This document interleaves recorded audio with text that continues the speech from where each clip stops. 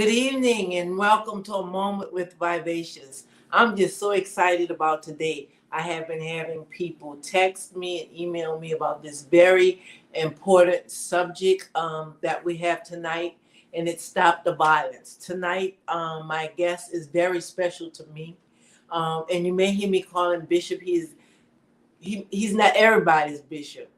Okay, so I want everybody to understand that because some people might go, but he's my bishop. And he has always lived as a man of God before me, wearing all the hats that God has ordained for him, including being a chef. And he's going to tell us a little bit about Big Daddy and that sauce. I think the sauce is best on seafood. But tonight we dealing with a subject that has set us back, for a few decades, and he's been dealing with this issue for a long time, violence in the city. So we're all excited. So get ready and look. Don't forget to press like. I can see a lot of y'all listening, but sometimes we forget to press like.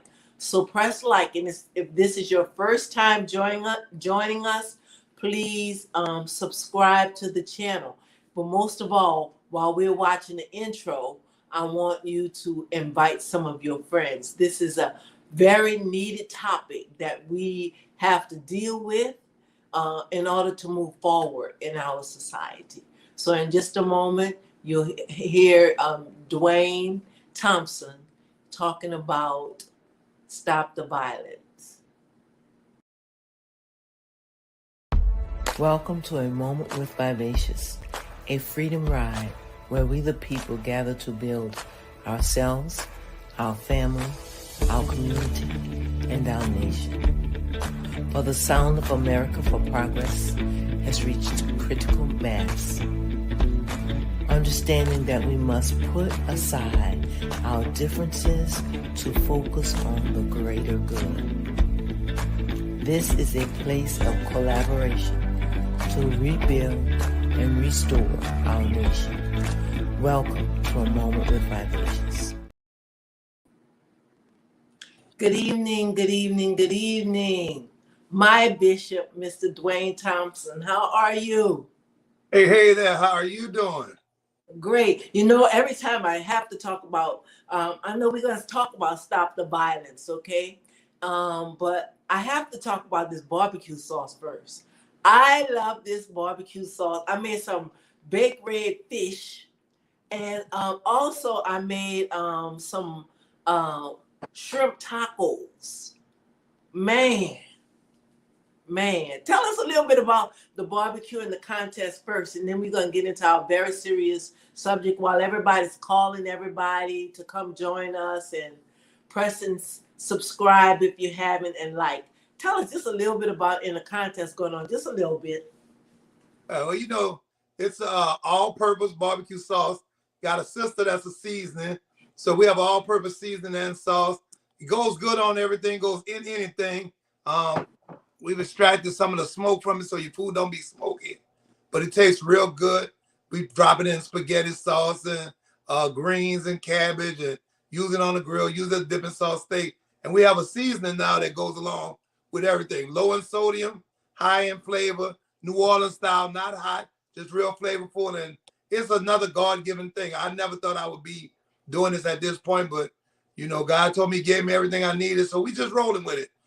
Been on the market 7 years, trying to be strong, trying to be one of those big brand names. And all your followers can find us at www.bigdaddybomb.com. www.bigdaddybomb.com. I appreciate you letting me plug that. But, you know, I'm definitely excited to talk about what has been one of my most close to heart subjects for over 25 years now. You know, and I was thinking about it today, what we would talk about and how we would go at it. So I'm excited. I'm going to let you run your interview, but I think I got some answers to some of your questions. Well, it's really your interview. We're here. You know, I've worked with you for years with that. You went into areas of the city even when we were in New Orleans where other people wouldn't touch. I still have one of those newspaper articles. But So, I'm not the lead. I do have some things that I don't want to miss and I don't want to talk about that can fit every city. But right now, it's so many of my friends are losing their sons. But I want to talk about all of the violence that's going on. And I think it starts with anger. Tell us what is the foundation or the pit of the violence that we're experiencing. We're going to jump right in. The violence that we are experiencing this day. Well, I mean, you know me, I'm a Bible believing man. So the first thing we have to admit and find out where people and where listeners are, because the thing is that we're talking about it on two different levels here. One, we're talking about a spiritual level and a natural level. It all begins with a spirit, and it's a spirit that has been allowed. It's not put upon us, but God told us He's always warned His people of what was to come. He never stopped the plagues. He never stopped any of that, but He told His people how to manifest and how to endure and overcome those plagues that were going to hit the earth. And He didn't leave us in disbelief or dismay. He definitely told us that in that day, which is this day, that there will be lovers of themselves, boasters, proud, braggers, mothers against daughters, fathers against sons. So it's nothing but the coming together of the word of God, if you're a believer, right? But let's talk about the natural sense, and let's talk about the clinicians and the scientific and the root of the mental state of it. Yes, it does start with anger, but it starts with the inability to love oneself and see others loving them more than yourself, or loving them enough not to destroy them or to kill them, and not seeing them as individuals or something that you care about. No one destroys anything that they love, not purposely. So, with that being said, let me let me go to a big situation that's coming up in families in households. Um, Double parent, father and mother homes, and homes where there's just a single parent. Dads, we have more single parent dad homes than ever now. So, moms can't just claim that title anymore. We have we have children cursing out their families, fighting at home, uh, like taking weapons into the house. I asked the child not long ago, do you want to harm or kill yourself? No, but I want to harm and kill my parents. So I believe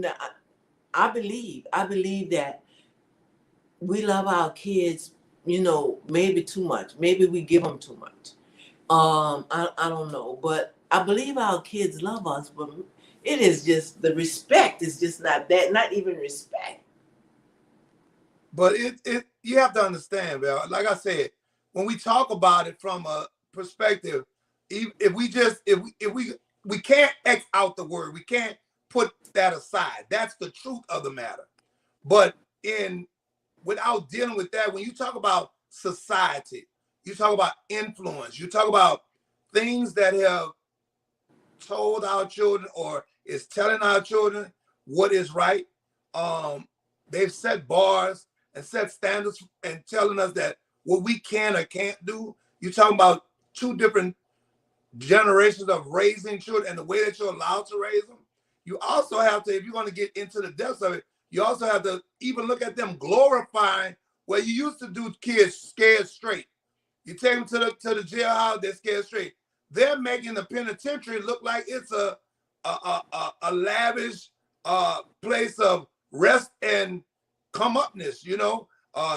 People online in jail on the phone. They're having jailhouse fashion shows. They got TVs. They got they smoking. They doing drugs in jail. They're making it think, oh, you know what? It's cool to go here. But on the backside of that, there's a profit in it for them. So you're going against what I call the machinery of pushing this violence. It's just like in the drug, when we found out the backlash to the drug fight against drugs, the war on drugs, and who was actually putting the drugs out there. You know what I'm saying? You have the same thing with violence. They are perpetuating the violence with a forefront of saying, "Oh, we want to stop the violence." I want to take something to you right quick. Yes. How many people profit off of one body? Let's just go with one person that has passed from violence. How many people are actually making money from that one body? You start with the person, pick them up, right? You start with the authorities. You start with the authorities, then you start with the people that have to pick them up, then you start with the mortuaries, you start with the undertakers, then you start with the insurance people, and you start with the caskets, and you start with the people who are making the t-shirts, and you start with the people who are making the handkerchiefs and the cups and the, you know, and you go all the way until they're buried, and you go with the anniversaries of the dead person and the balloon releases and the doves and the one body. Now we're talking one body. So are we really wanting to stop the, because if you stop the violence, you cut the income of how many people? Okay, we're gonna talk truth tonight. So let's just start there. Oh my God. Wait, okay, wait. I gotta get myself together after this. You know, that makes me so afraid because everything has turned to money. Even our children in school selling drugs. Everything is about, you know, what you want to be. When you ask the young children what you want, what you gonna do with your life, you know, when the older teenagers are, whatever bring me the money. So I'm so sorry. I'm still stuck off of Lord Jesus. We have become so in love with money until we allowing our children to die in the street for money. That I'm stuck there, okay? But I gotta move on. Money answers all things, but the love of money is the root of all evil. They're making them fall in love with the money so that the evil can take root and make them do anything for the money. So you have television, you have games, you have $1 billion industry that's forcing them to think that without money they can't exist. Let's go to something real simple. Have you seen the latest children going out for prom? It's all about who can spend the most money on prom. Why at 17, graduating from high school, you got to pull up to the prom in a Lamborghini with $2,000, $5,000 running up and down your arm to go into a place where the Lamborghini gonna stay outside and the people who rented it from you gonna drive it back off. Then you go home in a Hyundai. I'm trying to figure it out. We have Barbara Dozier saying, "Oh my goodness, all for money is sad. One body sad." I know it blew me away. And we have Thelma Bowler saying, "Go cousin." And we have Felicia Smith saying, "Hey grandpa." But man, this is a serious matter. And I'm so glad that this is coming up because we have to understand how we're killing ourselves behind money. And everything, when we talk about generational wealth now, and I want to stick with violence, but we can only account for it as money when we give away our generational wealth every day. Part of generational wealth was when the generation got together for, let's just say, Christmas. We don't do that stuff. Like we're giving away the wealth of life. But anyway, so I'm sorry, I'm a little through because just thinking about people making,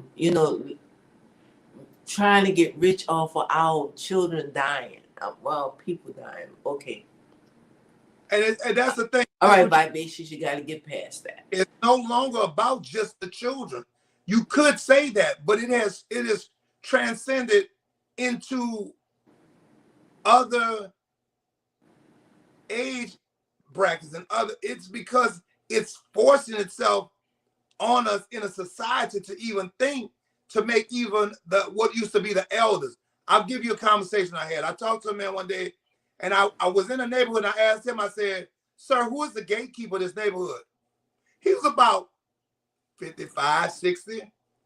You know what he asked me? What is Huh. it? So I'm that's so, sorry. because every neighborhood used to have a gatekeeper. So I went to explain to him that a gatekeeper is the person in this neighborhood who most people can go to, most people can depend on, most people can trust, or that's going to protect or make sure that the neighborhood is protected in some form or fashion, right? Right. So be it as it may, he couldn't tell me who that was. And that made me realize that the protection that used to exist in the neighborhood, the undergird, right? The Yeah. foundation of what we had is disappearing. It's like having a house built upon a moving foundation, and it's just sliding down, and it has come to where there's no real substance in families. There's no real substance in communities. There's nobody that's willing to stand, and anybody that stands up for this either gets bought off or killed off. Yeah, I Because remember when I was coming up, it was Mr. James Williams. Nobody didn't mess with us in that neighborhood, especially if Mr. James was around. so you're talking about, and here's the biggest thing. We talk about the money, but the money that's producing the spirit of fear that's making people back down and not want to be involved is another element. Because I'm not going to approach anything that I'm fearful of. So I just throw my hands up. I go inside and mind my own business, because if I deal with it, I say something, they're going to kill me, or they're going to hurt my family, or something is going to become of me in a physical, violent manner. So I'll just be quiet and go stand in the corner, which is another main ploy of the enemy, to keep you quiet. You know, the devil, he haven't changed. The Bible says there's nothing new under the face of the sun. And if he can keep you quiet, he feels that's some sort of victory, because you're not spreading it. You're not telling it. So keep that to yourself. And how does he do that? He creates a bubble of fear, or a fashion of fear, to make you, hey, I'm not about to stand up against them. Hey, I'm not about to tell that, because they'll kill me. They'll do something to me. They'll, you know, they'll harm me. And then therefore that takes those who want to, or just like during Katrina, all the people who were standing up and we had a loud voice, where did they go? Where were all the people on the bullhorns and yelling, this was a travesty, this was wrong, they shouldn't have done us this? They all got government jobs, they all got big time jobs. So now the people who have the jobs control the voice. So when you make too much noise, you either get bought off, or as Dr. King did, you making too much noise, they kill you off. Oh my God. Taste in the City with Nick is enjoying this conversation. Felicia Smith said, I always thought family values died with the older generation of great grandparents. Once the great grandparents died, the family is divided. Fear is the heck of a thing. Um, she said, speaking facts, and you're right, because these facts hurt. It hurts. I wanna take us back a little bit. I want to take us back to schools. Not children getting shot at school. Um, they just celebrated the death of the little girl here in Georgia, where they had a, I think they brought them back to the school after the party, and the little girl and some other children got shot. When I was young, of course that was a long time ago, but when I was young, we feared guns and all of that. We might get in fight with our friends, but tomorrow we're saying, I'm sorry. Today, your friend is killing you. Once again, let's And then they're selling drugs in school. I want to talk about that too all at one time.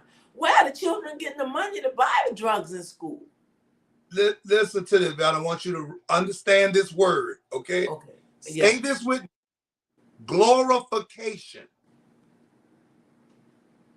anything that is glorified and if you're not horrified of it, right?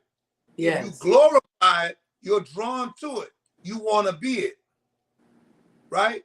Yeah. Remember that the enemy has always been deemed to want to be God. And because he couldn't be God, he wanted to imitate God. The God that I serve loves to be glorified.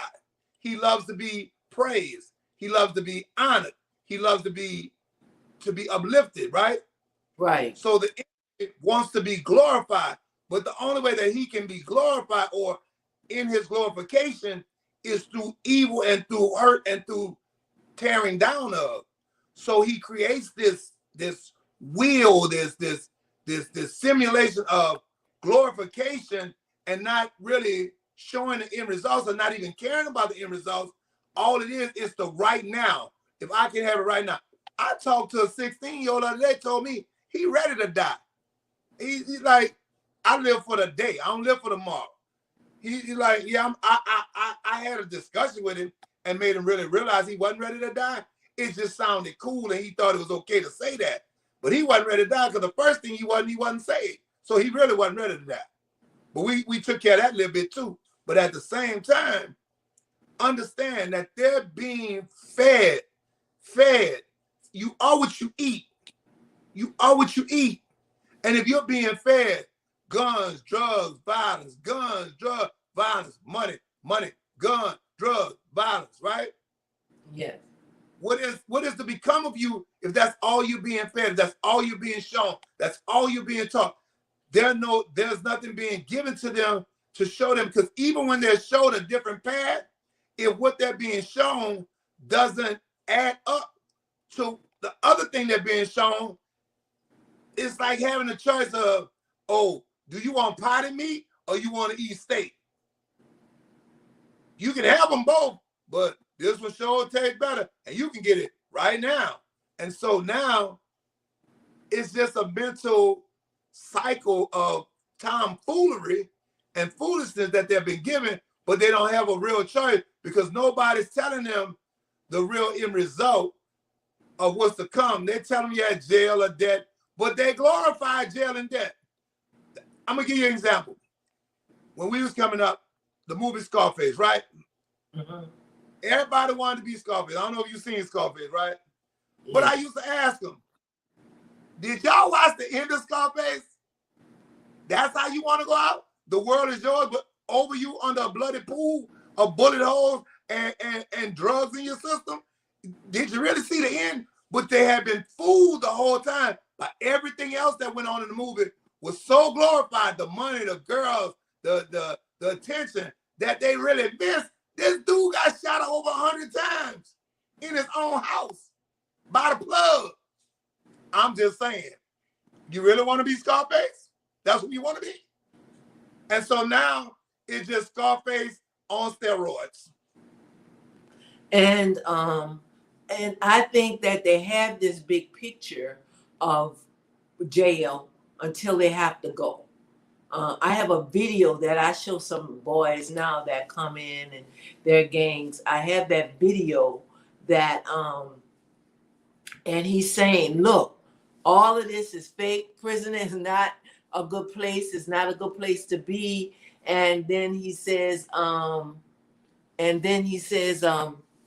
look, when you look back, only people behind you is your mama and your grandma. There's all them people that was saying all that stuff, all those. He said, I'm saying women, but he didn't say that word. And none of them there. None of that's there. You are there by yourself when that judge give you 20 years and you locked away for life. And I've seen so many young boys working in in jails and prisons for 15 years. I've seen them just lose their mind. Men too, because it's like suicide high, because the reality wasn't there. They didn't give it to them what was for real. So with all of that being said, how can we, and we didn't talk about how our school system is really failing our children. We didn't talk about that. We didn't talk about. They talk about the how the school is a pipeline to prison, and our children, we don't give them dreams. We don't give them, like I think if you had something to live toward, if you had something to work toward, um, then then your life is going somewhere, except for a new pair of shoes like the last rapper had on. Can I agree to disagree? Yes, please, please. So let me say this: the school system is still a system. It's not perfect, but take it one step back. Let's take it Okay. back to school. When you were in school, right, Mm-hmm. and you had homework to do, you had projects to do, you had things that were going on, and you were asked about your day, you sort of kind of asked to produce papers for it. You would go, your parents would come to the school, to the PTA meetings. So let me help you out. I worked in the school system when I first got here, right? Yeah. So Lil Johnny plays football. Lil Sal is a cheerleader. Lil Johnny's mama is on the team spirit committee. Lil Johnny mom want to make sure the football team eat, want to make sure the money get raised for the uniform, for Lil Sally to have a skirt, have her gym bag, have a water bottle. But Lil Johnny and Sally mama, they ain't been to a PTA meeting since PTA started. But when something go wrong in the school, but they never was there to put a voice into it. So you can't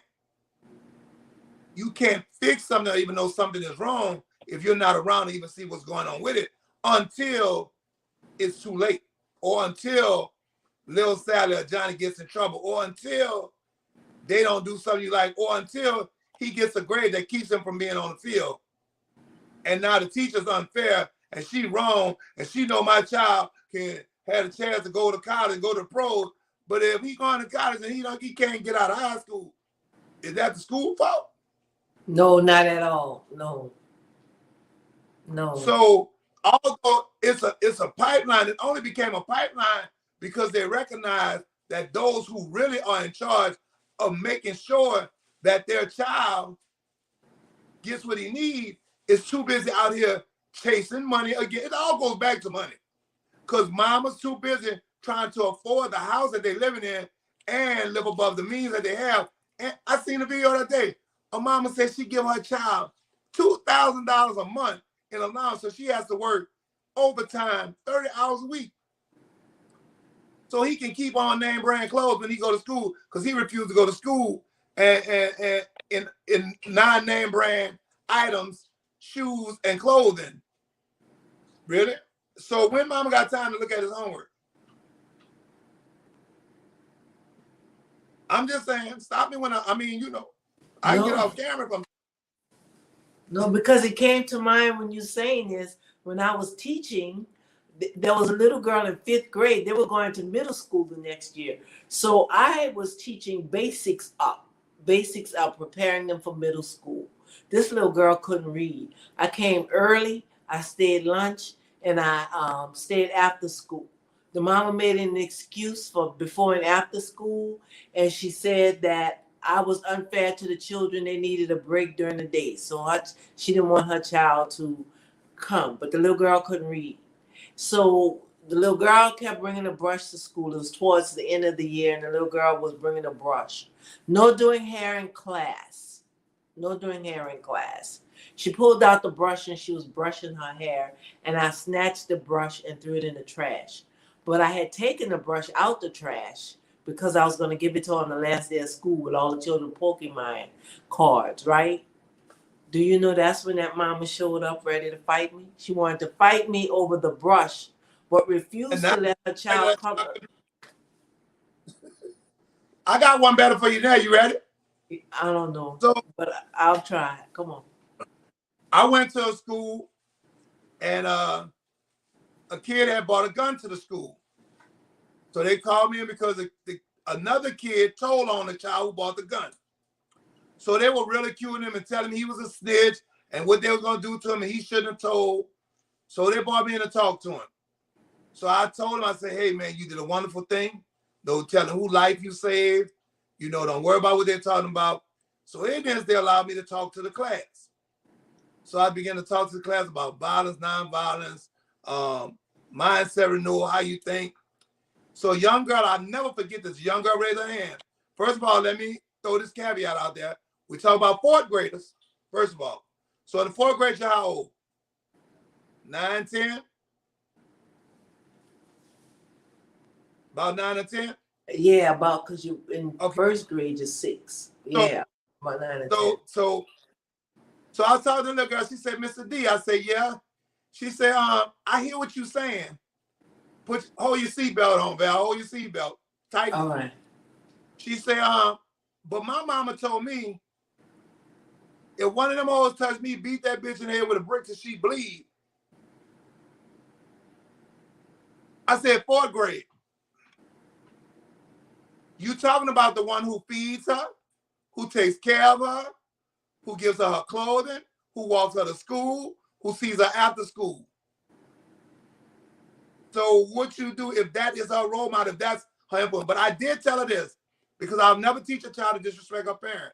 I said, would you please have your mother give me a call and ask her what the end of that story is?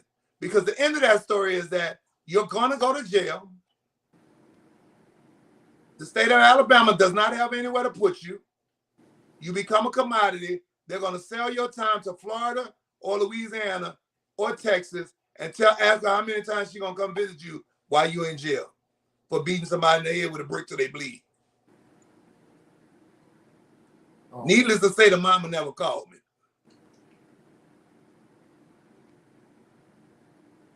Oh, wow. So where do we begin to work on stopping the violence? Mindset. It's a mindset renewal. Me personally, I tell people to begin to speak to those who are within their household or in their reach. So I have grandchildren. My granddaughter's on this call. I sent her the link. My granddaughter's on this call. I sent it to my other grandchildren, nieces, nephews. Reach those who you can reach within your close proximity. And if you can go out of that circle, right? It used to be cliche to say each one reach one, but now it's a definitive and it's something that is mandatory. If you can save one, you've done a lot because you're fighting a big machine. So I tell people, start with those who are in close proximity of them. And with the mindset, we have to think, you have to begin to think and see things from a different perspective. But love conquered all things. They're not even taught to love themselves. And so can we say this? Understanding that your position in life and where you came from and where you live and what you've learned. Sometimes you don't have your options are all negative. I'm just giving a little bit of thought to children who don't have a voice. Their options, and I keep saying children, but it's people. Because let me go to this story. This little boy, well, he was a man by the time I took care of him in jail. He and I really cared about him because his mama started selling him for drugs around the age of 5. And then as he grew older, when he got to be old enough, he became a runner. And it was all for them to have drugs because they lived in like rag down houses, was homeless most of the time, but living in drug houses and everything. And then I remember one time he came to jail and he said, I'm getting tired of this life, but this gonna be the last time you see me. This is gonna be the last time you see me, Miss Petite. I said, okay. So, cause you know when we work in the jail, they call us by our last name. I said, okay, ma'am. So I'm so glad, but I didn't know what his plan was, right? So the next time I saw him, he was in the infirmary. His arm was almost shot off. I said, man, what happened? And I was just so sad for him because I really thought he was going to get another life. He said, I went to the dealer and I got a large amount of drugs, and I'm telling this story because I'm sure he will want me to tell him. And I was going to make enough money to buy myself out of this and keep me straight until whatever he was going to do with the money to keep on living, right? So when he was almost finished selling the drug, the man who knew he had that much drugs and how long it would take to him, it was the same man he was pushing drugs on the street for, sent 5 guys to shoot him. He killed 3 of the guys, and one of the guys was injured really bad, but he shot him with an automatic gun, almost blew his arm off. And to make a long story short, he got life in prison. So he never had the opportunity to be free, but he was charged with 3 murders. So it was like 4 people died. I don't know. It might have been 5 because I don't know what happened to the other guy. But these lives seem so glorious to children who's and grown-ups too, who have not seen anything else.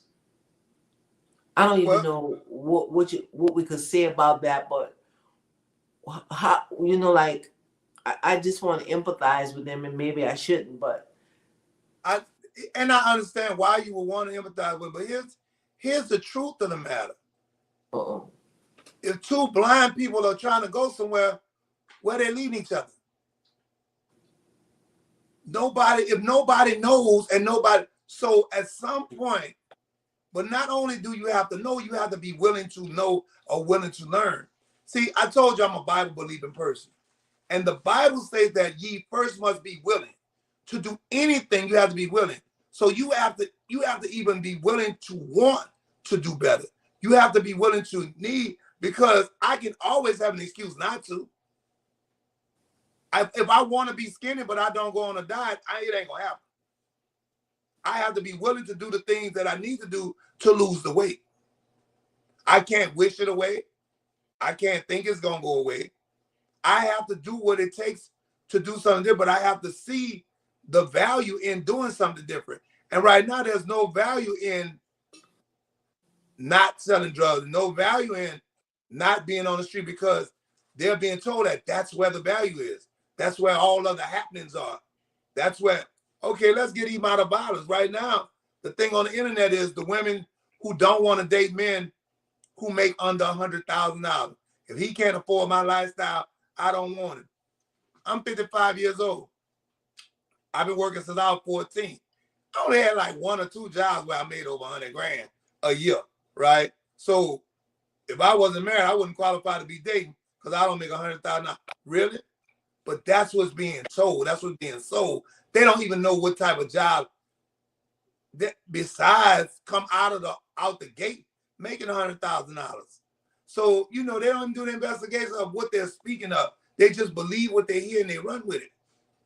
And it's the blind leading the blind.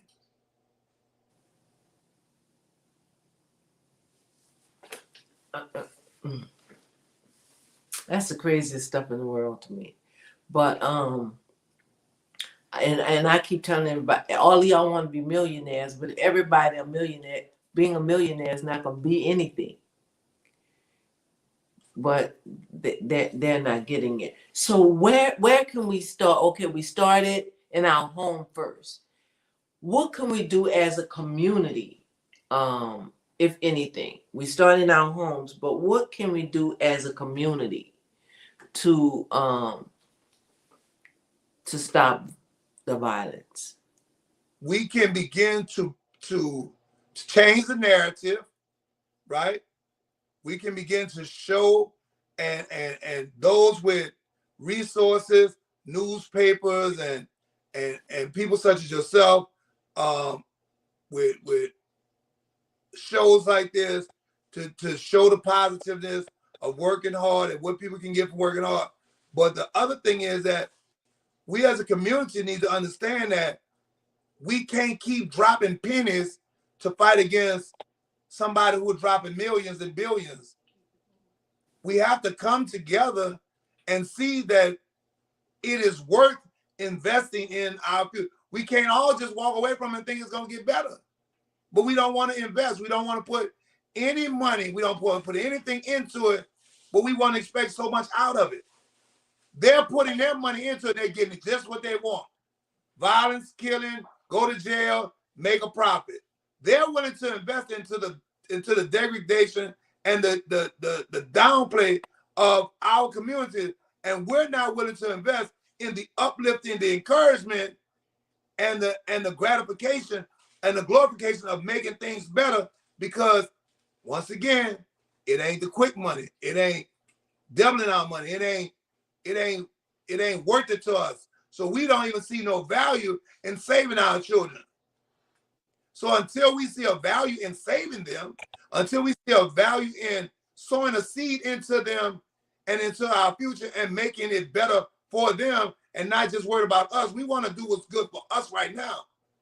We're not even worried about generations to come. We've been sold that everything is about right now. Like ain't gonna be no future. It's almost like 1999 when we thought Y2K was the end of the world. And then 2000 came, and now we're in 2024. So, with that being said, how do we convince parents? How do we rethink the whole thing? Like even going back to the prom situation, and I brought this up in another topic. We were talking about parenting and how when we were coming up, at a certain age you get to wear stockings. At a certain age you get to wear your hair down. That was a big deal to wear your hair down every day, but you had to be a certain age to get to that point. You had to be a certain age. We grew into stuff. Now, one of the little girls, when you say that, the 8th grade prom, she had on this dress and it was beautiful and it was gorgeous. But I thought to myself when I saw it, and again, I might have been guilty. I didn't make the comment. I just said, oh, it was beautiful. But I thought, well, what's she going to do when she graduated from high school if she had this at 8th grade? Val, grab a pen. I'm sorry. I need a pen. Grab an ink pen. But you said, where do we start? Grab an ink pen, because we start at the MVP. The MVP is the most valuable player, right? Right. But it's about morals, values, and principles. That's where we start. People having morals, values, and principles. They don't have them no more. Nobody has them. We live in the land of moralist people who has no values and have no principles. And if they have them, they let the world dictate to them what they should be. Nobody thinks for themselves. Nobody's able to stand on their own, as the young folks say, 10 toes down, and say, no, I'm not going to go for that. We're allowing society to tell us what we should think, what our morals should be, how we should act, what should go on, what should be acceptable, what's not acceptable. And I got one even, you want to hear one even worse? The church is the biggest problem when it comes to not standing 10 toes down, because a lot of them, not all of them, a lot of them are too scared to lose the revenue, so they won't say anything that goes against what society is saying. Eli Bowtie that, because that has been a big problem.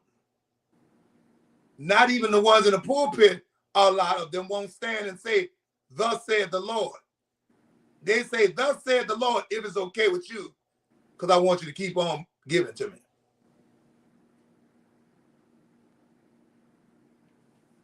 You know. Okay. Wow. Okay. Man, they say the truth hurts. I'm being slapped around, okay? Because I was thinking, okay, we're gonna come out, but this is the truth, man. This is the truth.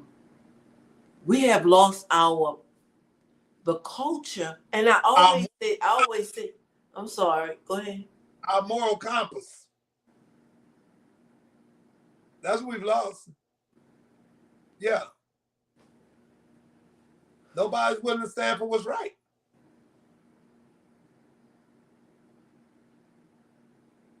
I think a lot of people have thrown out what's But right and what's wrong. about it, not enough of us.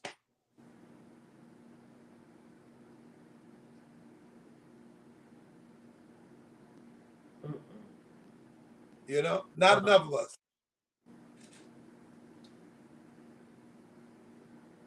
Wow, man. My wife just reminded me of a time we claimed we were so tired of violence and something going on, and they gave a rally. Everybody tired of it, but nobody showed up to the rally. And their main excuse is they're scared of what's gonna go on, and they're scared of what retaliation they're gonna have. If everybody's scared, then you're just gonna leave the inmates to run their asylum.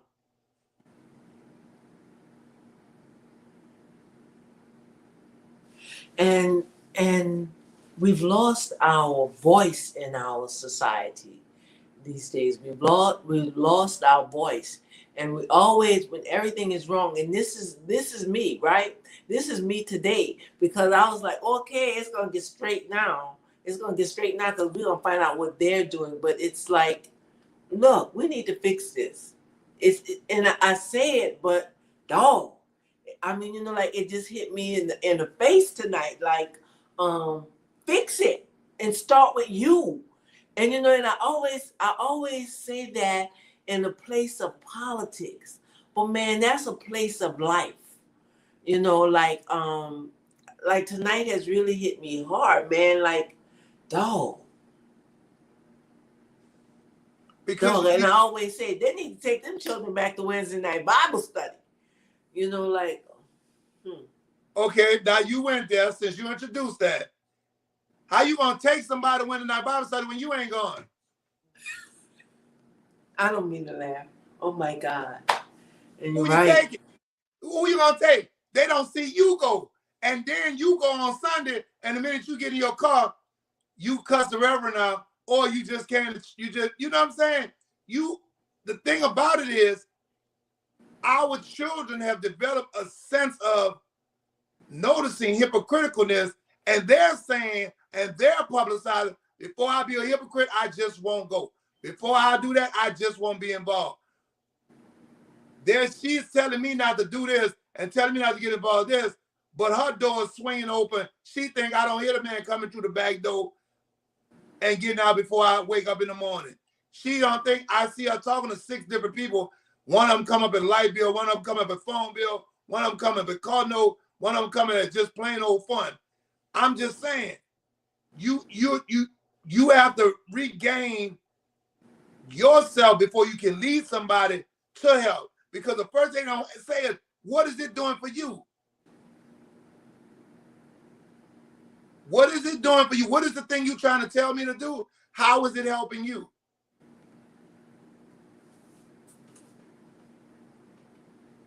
The Hebrew boys had to go into the furnace, so that they told them before they went in, listen, man, even if he don't, we know he can. But by the way, recognize the guys that's putting us in there died, and we walked in ourselves. So the one we served kept us, and the one they serving couldn't even help them put us in. They showed what they believed. They showed what was working for them. What have you showed people that works for you? I'm sorry. I'm just saying. Man, bam. That's all I can say is bam.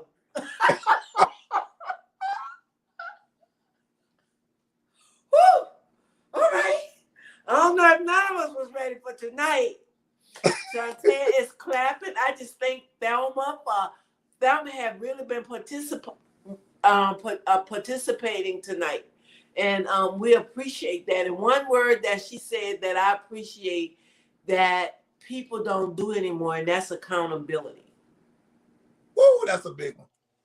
Give it to us, Bishop, because you wearing us out. Just Listen. Okay, I'm holding on. Give it to us. No, I mean, that's the word, though. Nobody wants to be, everybody wants to pass it on. Everybody wants, it's somebody else's fault. Little Johnny, if y'all hadn't been doing this, Johnny wouldn't have been there. If y'all hadn't been, let me tell you something. I'm not for nobody's child, nobody's human life being taken. But what I can't get with is the glorification of ill living, and then you want me to be okay with how tragic it ended. If you build a house of cards, at some point it's gonna fall. But you can't have Lil Johnny on his Instagram, on his Facebook with $5,000 rolling down his arm, a 65-inch TV in his room, $1,000 PlayStation, $10,000 worth of shoes, $20,000 in jewelry, running a block, 3 cars, and then something happens to him, and you on TV crying about, I don't know why they killed my baby. You know why? It's a shame that they did it, but don't act like you don't know why, because you allowed this even in your household. And most of the time it's because you feared it, or he was bringing you revenue to help you with your bills, so it was okay. Long as you bring mama a little bit, baby. And then even when he bring it, you don't even have the audacity to pay for a funeral or pay for insurance to help you bury little Johnny, because you knew what the end result was. Because here it goes. Guess what? I tell them all the time, just give me your social. If you choose to live like this, that's your choice. The end of what you're doing is death. I'll cash in the policy. I'll bring your mama shopping. We'll bury you well, and she'll live happily ever after. At least take care of your mom when you're gone. You out here spending all your money, throwing it up in the air, spending $10,000 at the strip club, $30,000 at the jewelry shop, $40,000 on a car, and then they got to go fund me for you and your mama on TV talking about, I don't know why they would do my baby like that. Everybody lying, and there's no accountability. Bishop, you giving it to us straight up. Do it. That's all I can say. Because I have another word from Thelma. And I think that this goes for the adults, the mamas, and the children. And Thelma's other word that I want to talk about is entitlement. Catch, hold on, let me fall out the chair and come back. Okay, listen.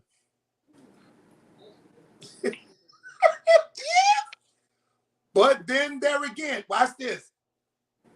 It's the great bait and switch. So we have been told that the life we had prior to having children was so bad that we got to give them everything we didn't have to make their life better. That's the first lie.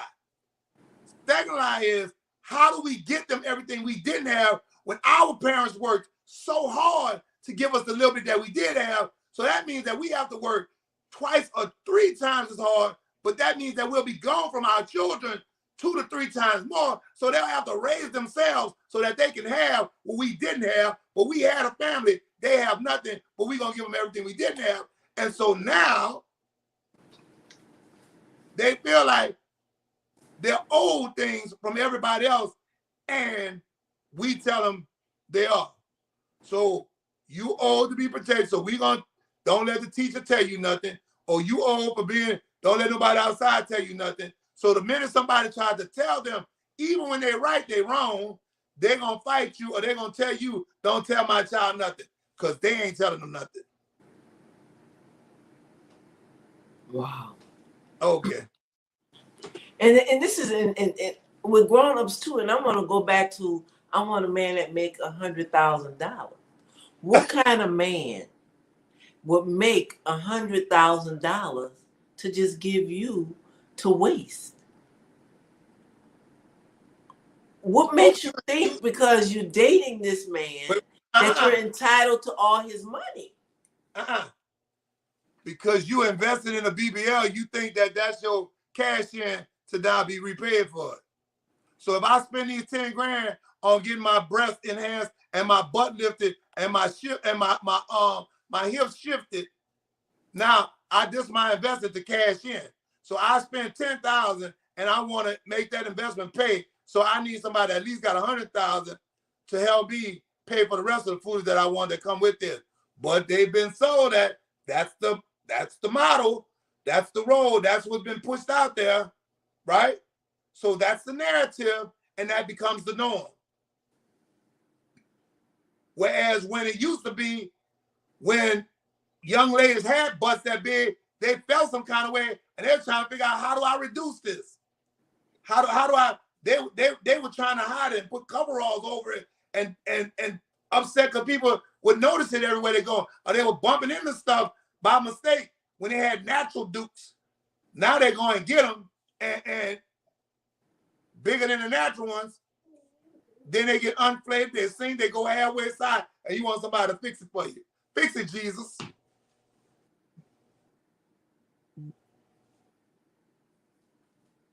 You asked. You asked. Yeah. And entitlement is a really oh,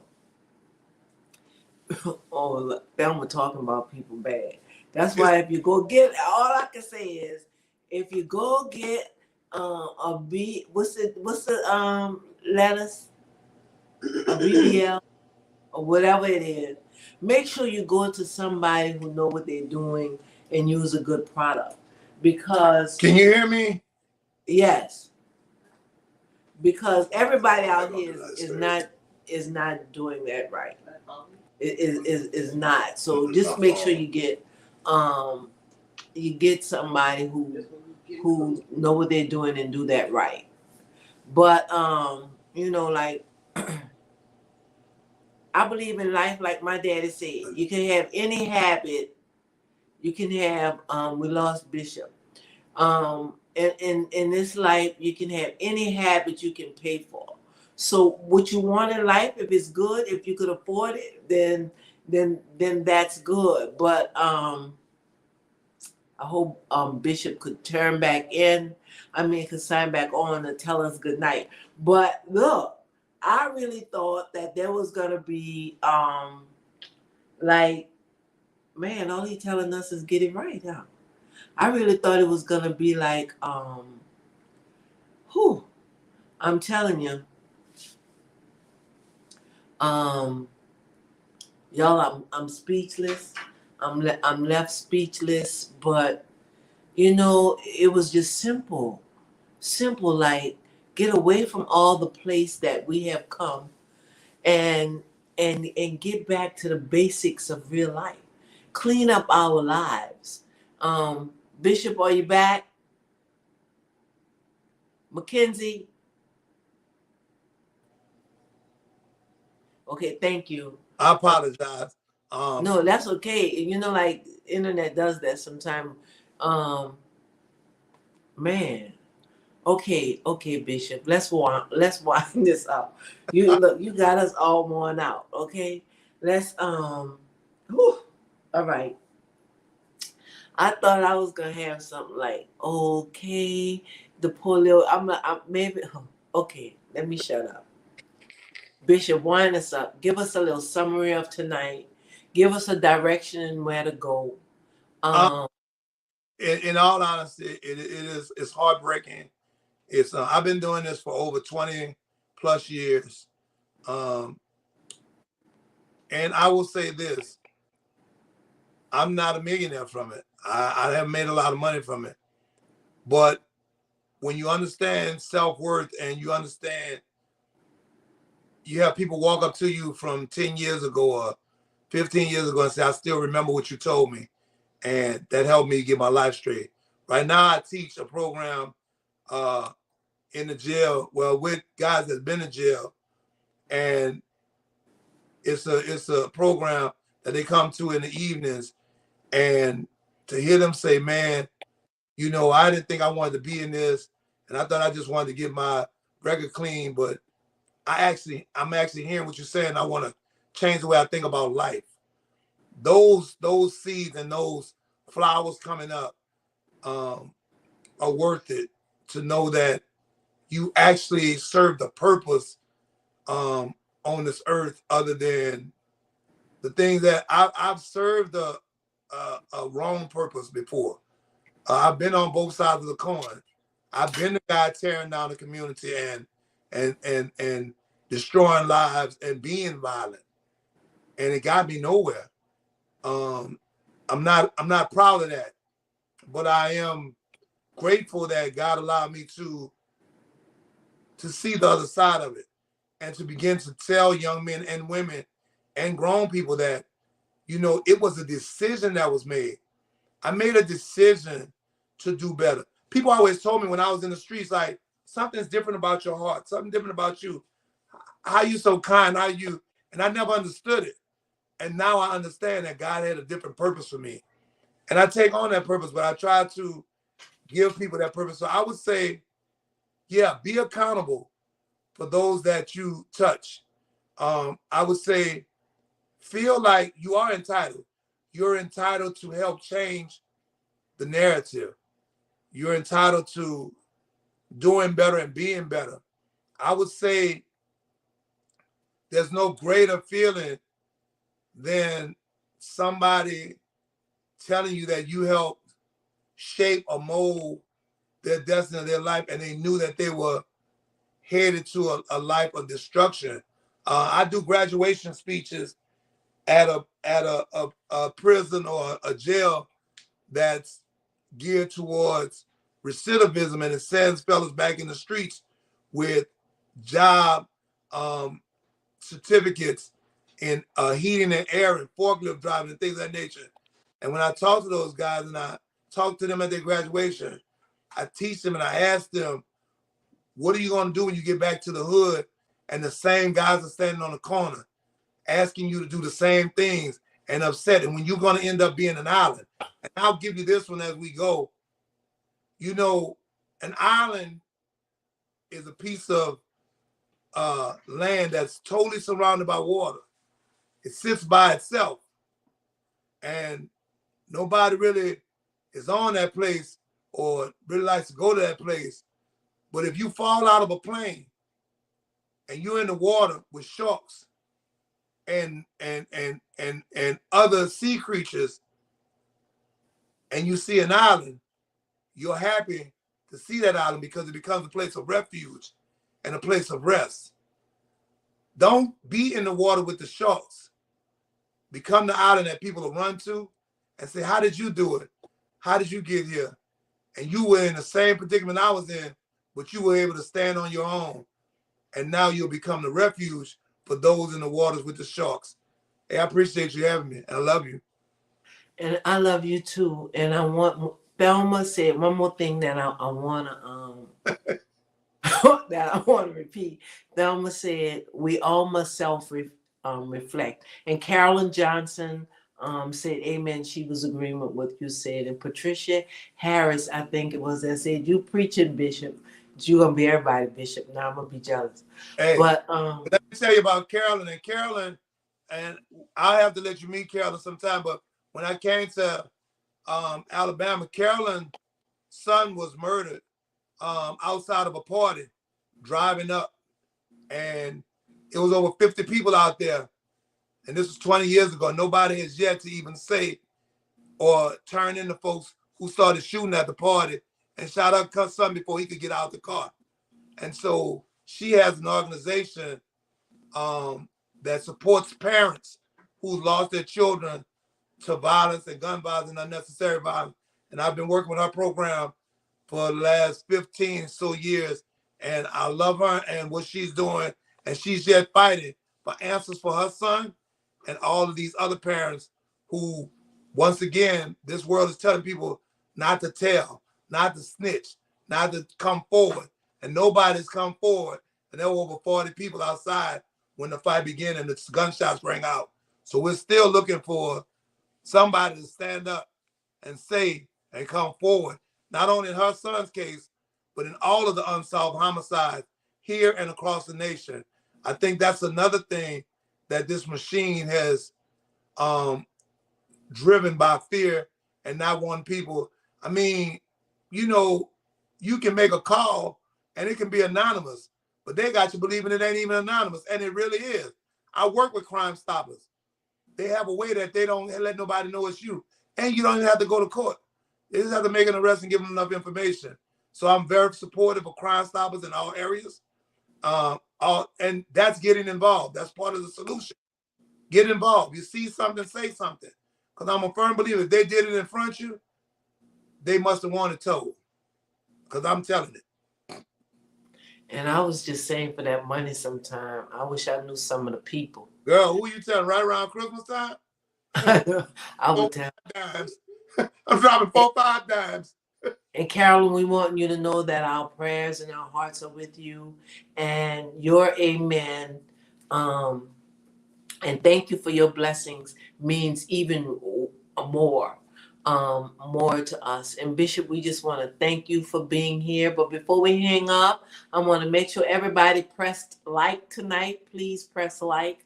Man, you hit us with a reality. And one thing we've learned tonight, Bishop, is that stopping the violence begins, first of all, with each and every one of us. Each and every one of us. And we want to thank you so much for being here. And of course, we're gonna have to call you out to studio, okay? Thank you so much, and we appreciate you. And always thank you for the support, the love, and keep doing what you're doing. And you know, I've been supporting you since I ain't gonna tell her how far we go back. Since my little girls were dancing in your living room. That's how far we go back. And they're in their 20s now. Oh, wow. Wow. So I remember waiting for those girls to be born. But they're mine too. But thank you for being here. Thank everyone for listening. Thank you, Carolyn, Queen Carolyn, like Thelma say. We love y'all. We thank y'all. Press like before you leave the studio. Thank you very much for being here. Thank you, Bishop. Thank you, Val, for having me. See you soon. All right. I'll be in Bessemer soon.